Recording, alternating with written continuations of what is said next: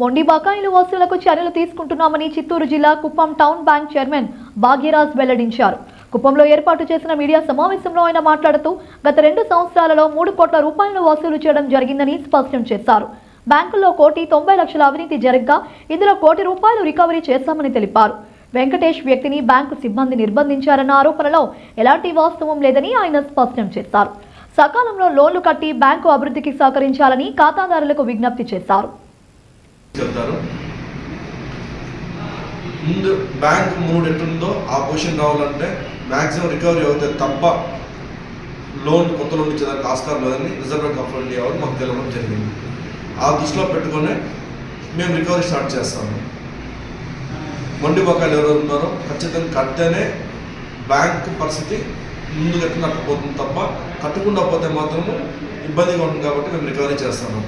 నిన్న మొన్న ఒక ఆయన బయట బ్యాంక్ ముందు వచ్చి వెంకటేష్ అనే వ్యక్తి నేను కరోనాలో ఉంటే కట్టలేదు, ఆయన లోన్ తీసుకుని వచ్చి మనం కట్టాల్సింది దాదాపు 60 నెలలు కట్టాలంటే ఆయన కట్టింది 17 నెలలే కట్టాడు. కరోనా సమయంలో ఆయన 20కే స్టాప్ చేసినాడు, 21 10,000 కట్టినాడు, 21 కట్టినాడు. మళ్ళీ 23లో కరోనా మొత్తం అయిపోయింది కూడా.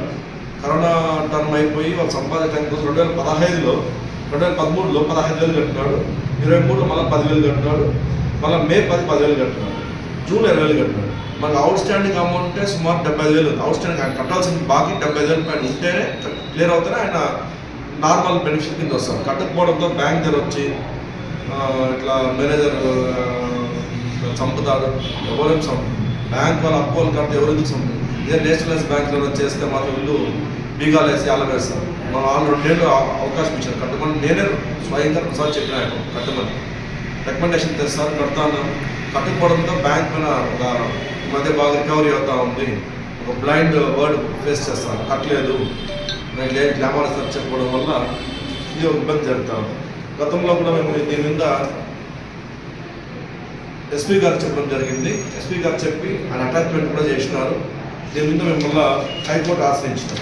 ఈ క్రిమినల్ కేసు ఏదైతే ఉందో దీనిపైన హైకోర్టులో కంటెంప్ట్ చేసి పోలీస్ డిపార్ట్మెంట్ పైన కేసు త్వరగా మాకు ఇన్వెస్టిగేషన్ చేసి మాకు రావాల్సిన డబ్బుల్ని బ్యాంక్ ఇవ్వాలనేసి చేస్తాను. ఇవన్నీ ప్రాఫిట్స్కి వస్తే ఖచ్చితంగా ఈ డిసెంబర్ ఎండింగ్కో జనవరి మిడిల్కో ఫిబ్రవరి ఫస్ట్ వీక్లో ఖచ్చితంగా బ్యాంక్ లాభాల్లో ఉంది కాబట్టి డివిడెండ్ ఆస్కారం ఉంది. ఎందుకంటే 100 సంవత్సరాలు పూర్తి చేసుకోబోతా ఉంది. చేసుకున్న శుభ సందర్భంగా మేము డివిడెండ్ ఇవ్వాలని ముఖ్య అజెండాతోనే రికవరీ చేస్తాము. ఇది బ్యాంక్ సిచ్యువేషన్ ప్రస్తుతానికి.